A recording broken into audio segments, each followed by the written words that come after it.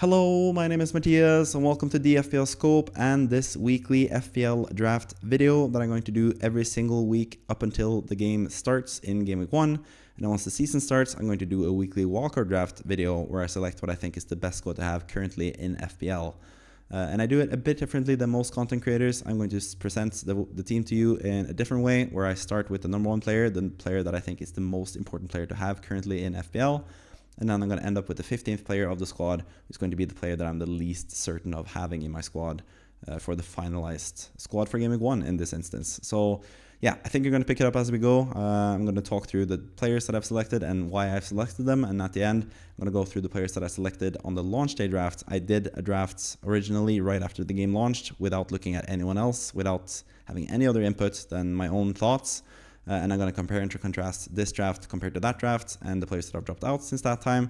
I'm also going to sum up the 3 players that are close to making the squad but didn't in the on the cusp section towards the end of the video as well. So stay tuned for that for some alternative players that I am also considering alongside the 15 players that I have selected. But let's start with the number one player that I've selected, who's been in every single squad that I made. It is Mohamed Salah. I don't really have to explain it too much. Everyone has Salah, as far as I've seen. Most people have Salah. Some people go without. I guess some United fans and some other purists who don't want Salah in their team. But I think he's just a really simple choice. He has Bournemouth at home in the first game. Decent captaincy choice right off the bat. He has Burnley away in Game Week 4, which is also decent. He has some tougher games against Newcastle and Arsenal, but I think Liverpool are just the reigning champions. They are so good, and Salah is always so damn good at the start of the season. So I think it just makes a lot of sense to be in the squad, and he's never left the squad basically since I launched the game and picked players for the first time. So he's going to be pretty certainly in my team for Game Week 1. I'm pretty sure of it. Number 2, Gabriel Magalhaes is also someone that I am pretty certain that I'm going to have, which is kind of contrary to most other people. I haven't really seen many people pick him. There's a lot of different interesting 6.0 defenders to choose from, but I really thought Gabriel was going to be 6.5 because he is just absolutely fantastic. Everyone had him last season at 6.0 before he got injured. He's just such a good goal threat, so good defensively. Arsenal defensively are amazing. So for me, it's a pretty simple choice. Leeds at home in Game Week 2 as well. Man United away in the first game. Nottingham Forest at home in Game Week 4. I think the first 4 fixtures aren't that bad. Like 3 out of the 4 are really good. Game Week 3 against Liverpool, not ideal, but I do have a solution for that potentially that I'm going to talk about in a different video. Maybe a little bit towards the end of this video, I'll touch upon it as well. But Gabriel, always an FPL favorite for me. Always a simple choice. And when he's 6.0 like it was last season, it's a no-brainer for me. I think it's pretty simple to choose Gabriel. So he comes in at number 2. Number 3, we have Wan-Bissaka. He was also part of my launch day draft. He was one of the first players that I identified as someone that I really liked just because he has a really nice opening fixture against Sunderland. He's 4.5. He's both attacking as a wingback and he's also good defensively in terms of tackles and all that stuff. Defensive contributions, we know what Wan-Bissaka can do defensively as well. So I think he's like the best of all worlds basically. Attacking, defensive for a team that is potentially good defensively. Playing a back 3 system this season. And Graham Potter getting a full preseason under his belt. I think Wan-Bissaka has a lot of upside and he has a pretty low downside as well. I think he's just a really certain and safe pick, so that's why he comes in at number 3 for my team. Number 4, Marmoush, who's also part of the launch day draft. One of the few players left that, or actually the last player I think that was in the launch day draft. He is someone that I really, really like. I think he didn't show his full potential last season for Man City. I think he is pretty nailed. I don't think his minutes is that big of a risk. I think 3 out of 4 games at least he's going to start for Man City.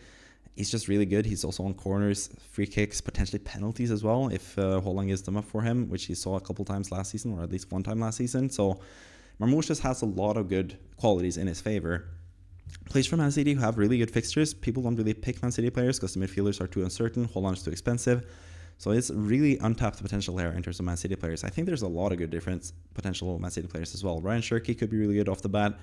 Tijani Reinders as well is underrated in terms of being a goal scorer, because scoring open play goals, he's really good at that. He did score 10 goals, I think, last season for Milan. So Oscar Bob as well is back in the team. He's looking really good. There's just a lot of options. But I think Marmoush is pretty damn nailed. He's also really good. He is 8.5 of course, just to reflect that because he is such a high upside player, but I think he is just a really safe player to have in general for me. So yeah, he's been in the draft also in my projected team after last season finished. I figured Marmoush would be a midfielder and he would be in my team, and that's still the case right now, and I'm still pretty certain I'm going to have him for Game Week 1. But he has been slightly, like some squads that I made, he's been not part of it just because I want to fit in someone else. Maybe I want to go with Florian Wirtz instead.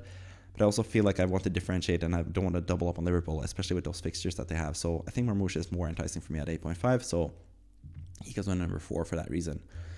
Jared Bowen at number 5. Again, I'm a West Ham fan. I should preface that, seeing as I have 2 West Ham players in the first 5 players. But at the same time, also, West Ham playing Sunderland, the easiest team to play against in the league. So I think it makes sense for a Game Week 1 squad to have a couple West Ham players. West Ham also have pretty decent fixtures after that, or like okay fixtures at least. And Bowen is someone that always performs in FPL. Every single season, whether he plays striker, whether he plays right wing, whatever, he always contributes. And he might be out of position, like in the negative sense that he is listed as a forward and he might play on the right or might play like as an attacking midfielder. But I think he's going to play like either right behind Fulkrug up front, or he's going to play up front alongside Fulkrug or up front by himself as well. So I think Bowen is going to play pretty attacking wise. I also think the fact that penalty takers are slightly less favored when it comes to bonus points this season is going to help Bowen as well when it comes to bonus points compared to, or like it's not going to hurt him bonus points wise at least compared to other penalty taking players. So yeah, I think the points potential is right there. He is someone that could easily get 200 plus points, especially West Ham get better this season, which might also happen with Graham Potter getting some more time as the manager there. So Bowen for me, I quite like. He's also at that 8.0 price point, which I think is fine. I think if it was 7.5, I think a lot of people would have Bowen, but they're put off by that extra 0.5. But for me, it doesn't really matter that much. Like the 8.0, he plays Sunderland in the first game. I really want him for that game. After that, I might sell him. I might keep him. I could do both. I could do either, I should say. But if I want to sell him and bring in someone at that 7.5 price point at the forward position where there's a lot of good different candidates, I will be able to get anyone out of the best performing 7.5 forwards, even if they go up in price, because Bowen is 8.0, and if someone goes up to 7.6, I still have that downgrade from 8.0 to 7.6. If I pick a 7.5 player to start the season and he doesn't perform, if I pick, for example, if I pick Chris Wood and then he's not the best to start the season, Solanke goes off and is really, really good and goes up in price, I won't be able to sell Wood and get Solanke, but I will be able to do that with Bowen. I might be able to sell him, or I will be able to sell him for 8.0 and get a 7.6 striker if I want to. So yeah, I just like the flexibility that Bowen brings. Also the first fixture against Sunderland. Also just the fact that Bowen is a fantastic player, someone that I really like to watch, and someone that's like slightly popular still as well. So yeah, I'm gonna be picking him most likely for my Game Week 1 squad as well. So he comes in at number 5. Number 6, we have Sels in goal, and again, I think this is a pretty nailed pick. I think this is the final player that I'm like pretty certain that I'm gonna have in my Game Week 1 squad. I think it's just the best goalkeeper at 5.0. That might change if Trafford goes from Burnley to Man City and is a starting goalkeeper for Man City. Then I think he would be the template goalkeeper for good reason. But I think Sels playing for a really good defensive side in Nottingham Forest, who have kept all their defensive players. Basically, they still have the same backline. They still have the same defensive midfielders as far as I'm aware as well. So I think defensively they'll still be really, really good, and they have really good matches. So I think Sels for 5.0 is a really nice player to have, a really nice price point there. And someone that I can just rely on for the rest of the season, or like from the start of the season at least, like for the first 10 game weeks, they have really good fixtures. So Sels, pretty simple choice for me at goalkeeper as well. So yeah, he comes in at number 6. Number 7, we have Wissa, who has been mostly in my squad. I have a different like alternative way of doing FPL, which I'm going to present to you in a video tomorrow, where I might free hit early, and that would make a difference when it comes to picking Wissa, because that Game Week 3 fixture against Sunderland is really, really nice. That's the main reason why I have him as well. But Wissa all over, I think is a bit of an underrated prospect. We've seen with Brentford strikers in the past, even ever since they got promoted to the Premier League, their main striker has always been a fantastic FPL option. And I think that's going to be the case again for Wissa. Scored 19 or 20 goals last season, and that was without penalties. Now that Mbeumo's left, he's going to be on penalties, and he is just a fantastic player all around. I've been a pretty big fan of his for a long time. He was one of the best performing forwards last season. So for 7.5, I think that's a bit of a steal. So yeah, I'm pretty certain I'm going to have him. There is just one, I think it's my favorite 7.5 forward, especially considering that Sunderland fixture in Game Week 3. So I'm pretty certain I'm going to pick him. So yeah, he makes the squad at number 7. Number 8, we have Destiny Udogie for Spurs. Really good fixtures. He's an attacking fullback, playing for a team that has a much higher ceiling than having 4.5 defenders overall. So I think Udogie has quite a bit of upside. He's also injury-free to start the season. That's always the issue with Udogie, the injuries. But I think hopefully he'll stay fit for this season. And with Thomas Frank as the new manager now, that might help him quite a lot, especially defensively. So I think Udogie for 4.5 is a pretty nice player to have as well. I'm pretty happy to have him in the squad. I want to have 2 4.5 defenders at least. And I think Udogie is my second favorite behind Wan-Bissaka, so he comes in at number 8 for that reason. Number 9, Cole Palmer, who is someone that is more locked in most other teams. For me, I'm still flirting with the idea of going with Saka to start the season, just because I'm higher on Arsenal than most people, or just go without Palmer altogether, whether that's bringing in Haaland up front or if it's spreading the money around to someone else.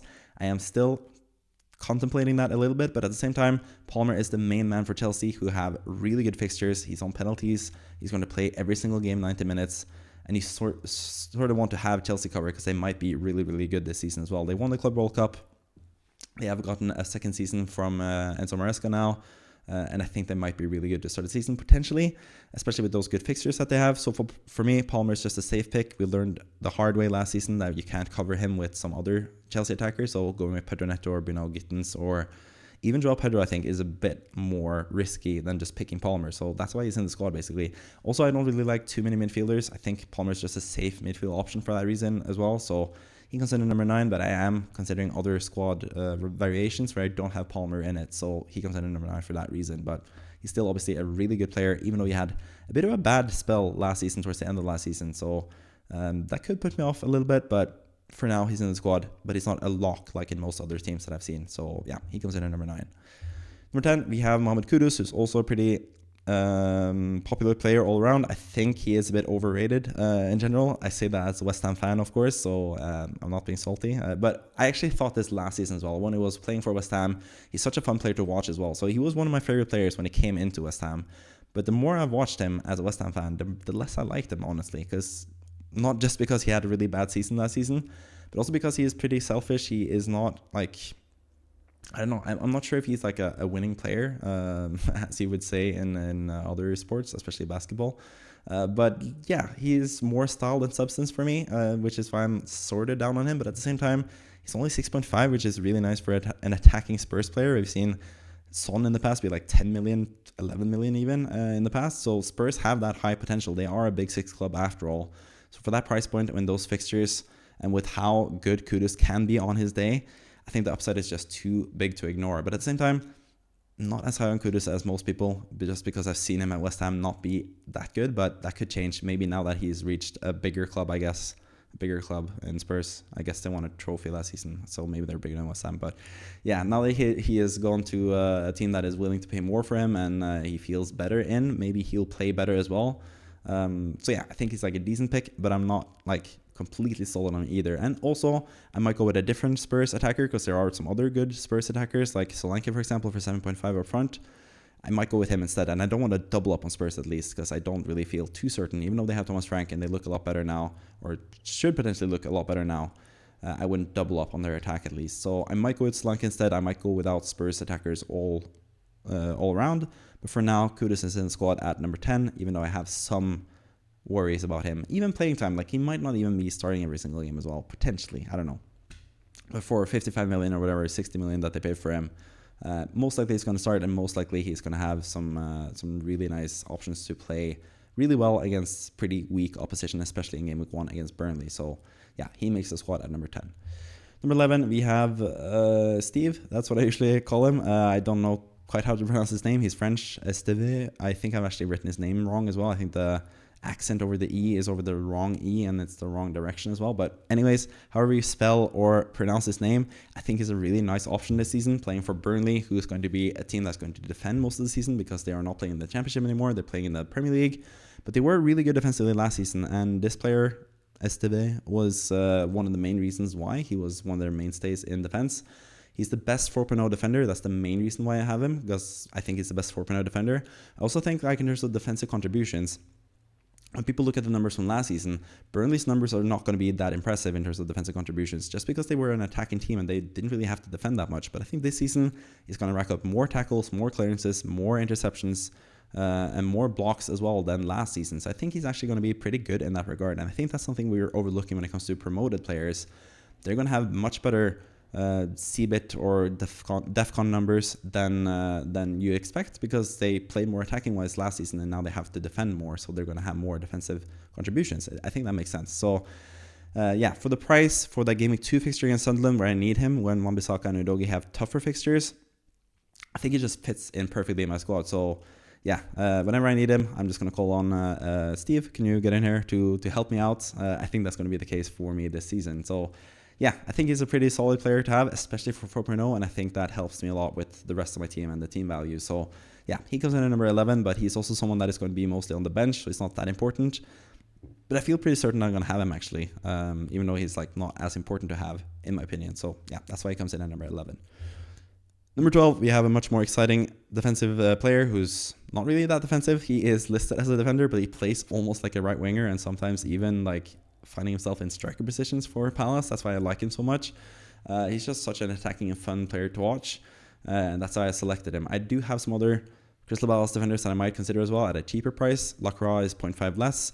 And actually, if you compare the points last season, if you add the defensive contributions to Lacroix and Muñoz last season, the differential is only 8 points, which is not enough for a 0.5 difference in price for Muñoz. But yeah, I don't really play FPL for defensive contributions. I play it for the attacking, the assists, the goals. I don't really like the addition of defensive contributions because I think it's like it makes the game less fun. Like you're not really watching games for FPL reasons to watch some player get 10 defensive contributions. You're watching to see someone get goals, assists, or a clean sheet, basically.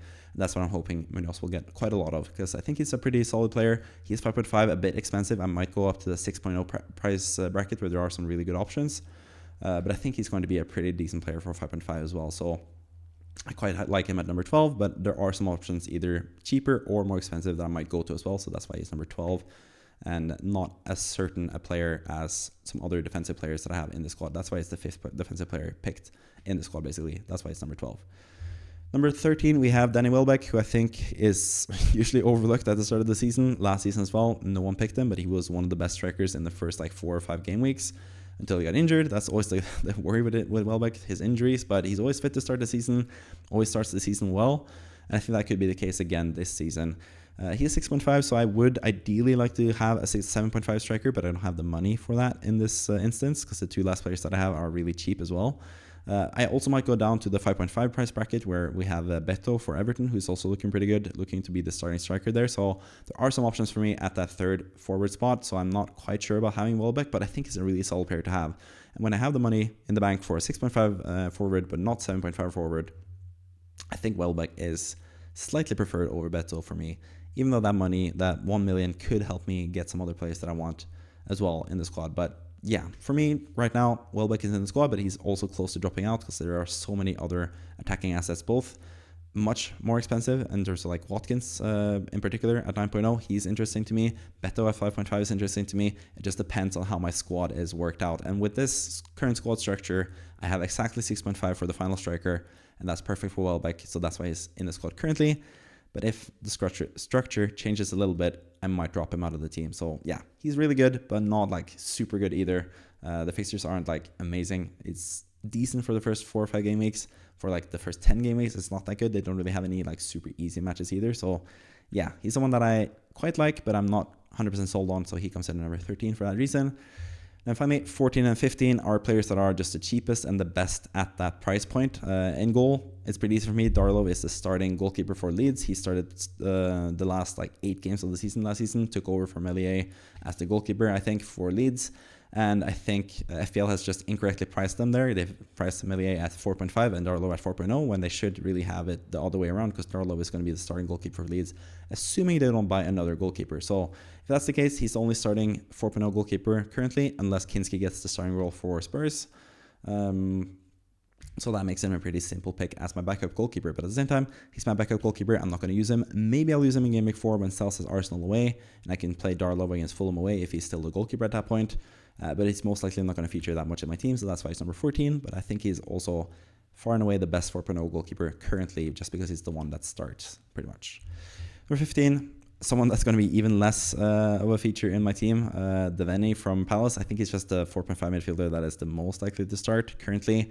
I'm not that enamored by so many midfielders, so I don't feel too bad about having like a benched dead spot as my midfielder. Because yeah, I don't really like that many midfield options this season anyway, and I don't have that much money left in the bank either. 4.5 is all I have. So Devenny is going to be the pick at number 15 for that reason, pretty much. So yeah, that's my 15-man squad. As you can see, only 4 players remain from the launch day draft that I made right after the game had launched. So let's take a look at the players that I've selected that day when the game launched and see why I have dropped them out of the team this time around. So yeah, starting with Rodgers, who's someone that is really close to making the squad again. I might go with Rodgers over Kudus if I find that 0.5 difference. I just really think Aston Villa are being overlooked. They are such a good team. They have really decent fixtures as well, and Rodgers and Watkins have been so good, but they're just like, Watkins is someone that is getting a lot of like disrespect, honestly, because a lot of people are like, oh, he would have been like the 20th best striker 20 years ago, and now he's like the 3rd best striker. Oh, look at that. But he's actually a really good player. He's also someone like Bowen, who's not on penalties, who's going to gain, or like he's not going to lose out from the penalty points that some of the other penalty takers are going to lose out from. So I think Aston Villa players in general, both Rodgers and Watkins, are some players that I am really considering, but I just need the money in the bank to do so. So yeah, Rodgers is really nice as well. I think someone like last season, a lot of people were mad at him because he was usually performing when he was benched and didn't perform when you started him. But I think he's someone that you want to start every week. He is so consistent. He plays every single game. He could score in every single game because he is that level of player. He is like one of the best attacking midfielders in the league, in my opinion. So yeah, he just makes a lot of sense, I think, overall. So I'm close to picking him, but I don't have the money in this draft to pick him over Kudus. So that's why he's dropped out. Lacroix, like I mentioned, I could go with him over Muñoz. It's not that big of a difference, but I just think the upside to Muñoz, especially at this first few game weeks, where goals are king. If Muñoz gets a goal, for example, I think a lot of people will potentially buy him. So yeah, I just like the upside with Muñoz more than Lacroix. Haaland just doesn't work with this structure. I'm not completely against having Haaland still. I think he's still a really fantastic pick, but especially considering I have Marmoush already from City, it feels a bit much to have double City for that price. 8.5 for Marmoush, 14.0 for Haaland. So he's dropped out. Beto, like I mentioned, he's easily someone that I could pick in my squad rather than Welbeck to save some money. I might do that. I think Beto's looking really nice. If it's more safe that he's going to start for Everton, I think it's pretty safe right now. But if it seems like clear cut that he's going to be the starter for Everton, I think for 5.5 he's such a good price that I might have to add him in the squad. But yeah, he's dropped out since last time. Petrovic is my favorite 4.5 goalkeeper for the first like 10 game weeks, I guess, at least, or for the rest of the season, because I think Bournemouth are going to be good defensively. But I just think Sels is a better pick at 5.0, and having a 4.0 backup in Darlow, it makes a lot more sense for me to pick those two players rather than 2 4.5 goalkeepers as I had in the previous draft. Julian Araujo also potentially plays for Bournemouth at right back. I do quite like Bournemouth's defensive upside, even though they lost Dienhausen and Kirkus, which is going to make a lot of people not think about their defense that much. But I think the Petrovic signing as a goalkeeper is better than Kepa, and I think Senesi is going to step into that Dienhausen role. Truffert at left back as well is looking also really good. So I think they have some really nice replacements there. So I don't really worry that much about Bournemouth defenders. Araujo, I just think the uncertainty of his starts makes me go with Estève instead, just because he's a safer defensive option, I think, to start every single game week where I need him to. So yeah, that's why I picked him. But Araujo, especially if it seems to be the starter for Bournemouth, I think he's fantastic value for 4.0. If he's the nail starter, I might just drop Muñoz down to Araujo altogether and save a lot of money and spend it elsewhere. But currently, I don't feel confident in him starting. So yeah, he's dropped out since last time. Jake O'Brien as well. I think Everton, I am sort of underrepresented with Everton players. I might end up with 3 Everton players even, because I'm also considering Alcaraz in midfield. I don't think NDI is that good. I think Alcaraz, if he's a starter, I think he's going to be good. Dwight McNeil as well for 6.0. I think he's also pretty good. So there are some good midfield options for Everton, and I actually like 2 midfield options for Everton better than NDI, who's a pretty popular FPL pick so far. But yeah, O'Brien when it comes to the defense. 5.0 defender, I think it's just a bit too much for me with Everton. I'm not completely certain about them still. Defensively, they are good, but yeah, I don't know. I could go with Mikolenko or O'Brien. I think Mikolenko would probably be where I lean towards now, because O'Brien might be subbed out or changed out, because Everton are looking for a new right back potentially. So yeah, he's dropped out since last time. Luis Guilherme, I'm less confident in him playing for West Ham, thinking about it and going through West Ham and how they play, how they're about to set up with 3 at the back and wing backs and stuff. I think Guilherme is not going to play as much because he is more like an out-and-out winger, either on the right or on the left. So yeah, lost a bit of confidence in him starting, and he's also 5.0, so I can't afford him. I have to go with Devenny instead. Mark Gui, I think, is also someone, if I want to go with like a cheap striker and he gets loaned out to Leeds, I think he's a really good option. If he stays at Chelsea, he's a non-starter because I want to have all those 3 Chelsea spots open. And also, I just quite like a lot of strikers, more so than midfielders. I want to have 3 starting strikers. I don't want to have like a throwaway striker for 4.5. So Gui has dropped out. Ariola, again, wasn't too enthused about him anyway, and I don't really have 4.5 goalkeepers in this draft, so he drops out as well. Let's move on to the Cusp players to end this video, because I know my PC tends to overheat now because it's so warm in Oslo, so that might happen again. So yeah, let's just go through quickly the 3 players that were close to making the squad. 1 defender, 1 midfielder, and 1 attacker. 3 players that were close to making the squad but didn't for some reason or another. In defense, it is Frimpong from Liverpool. I think he has such high upside, and this is basically down to if we get team leaks for Game Week 1, I might just, if it gets leaked that Frimpong starts the first game, which I'm pretty certain of. I don't really buy into this like Bradley's going to start thing. We saw this last season with Liverpool fans. Oh, Kwanzaa's going to start over Konate. Like, oh, we're in the know. We know. Like, sometimes fans of teams are too biased or too, like, they have too many blinders on. Like I was with Guilherme, for example. I think Frimpong is most definitely going to start, and I think if he's going to start, if we get that confirmation, I kind of really want him in my team because he could potentially be as good as Trent in terms of, or not as good as Trent, but like close to, especially for the price. He's 6.0. He could be better than Trent in terms of value because he has shown in the past for Bayer Leverkusen he's such a good attacking player. He can get so many goals and assists. He's more of a natural goal scorer than Trent Alexander-Arnold. So yeah, I think his upside is just too high to ignore, especially if he's starting for Liverpool and he's confirmed to starting in Game 1. I might certainly go for him. So yeah, he's a really good player to have. Alcaraz, I didn't actually think I was having him on the Cusp section, but I do. I did mention him previously. So yeah, I think he's a really good attacking player. He had some really nice goals and assists in the games he did start last season. But he's also like an unsure starter. I'm not completely sure about him. But if I want to have more money, if I want to downgrade to Kudus to have more money in attack, if I want to have that 7.5 striker rather than Welbeck, I could easily go with Alcaraz instead rather than Kudus. Or if I get the 0.5 extra to upgrade Devenny, I might also go for Alcaraz because I think he's my favorite 5.5 midfielder as it stands right now. Watkins, I did mention in the Rodgers section as well. Yeah, I think he's just underrated overall, both as a player and as an FPL prospect. He's always been super consistent. That's why he keeps being 9.0 in terms of price. As Nilla's fixtures are really, really good, and I just really, really like him overall. So yeah, those are the Cusp players. That is my whole full squad currently as it stands. I'll make another video like this next week and the week after that, all the way up until the game starts in Game Week 1. And then after that, I'm going to continue doing this as a weekly wildcard draft series where I select the best possible squad and I pretend to have a wildcard each week to give you the best potential squad or the best players to have currently in FPL as it stands. So if you like that, if you like this video already, or especially if you like this video, click the like button. That would be great. But if you have watched this whole video through and you enjoyed it, please subscribe. I am making more content like this throughout the season. I'm going to make a huge effort to make a lot of videos this season, and I am currently living up to that, having a 3rd video in a row after FPL has launched. 1 video every day I've had so far. I might not keep that up, but I'm going to have at least 3 to 5 videos per week until the game launches. And when the game launches, I'm going to, again, keep to that same schedule. I think like 4 to 5 videos per week after that as well. So plenty of huge plans for the season. I hope you will be along for the ride. I'm really close to getting 1,000 subscribers as well. So if you could subscribe, that would be amazing, especially if you watch the whole thing. You basically owe it to me. You don't really, but like, yeah. Would love it if you would subscribe. And once I get to 1,000 subscribers, I'm most likely going to do my first live stream as well. I haven't done that yet, and I'm a bit worried about my PC being able to handle it because it keeps overheating, which might happen still now. So I'm just going to end the video there before it overheats and I have to record something towards the end. But anyways, hope you enjoyed the video. Thank you for watching. See you next time. Bye bye.